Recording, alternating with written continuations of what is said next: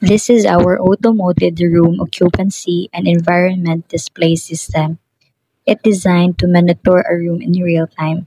Our system detects motion, measures light levels, and read temperature automatically and efficiently.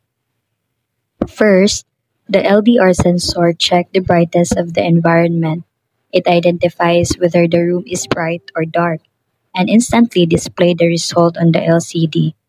Next, the PIR sensor, which detects human movement.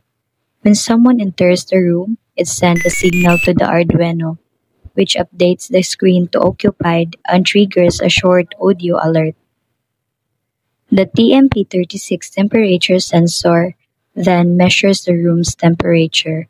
The Arduino converts the sensor's output into degrees Celsius and shows the current temperature on the display.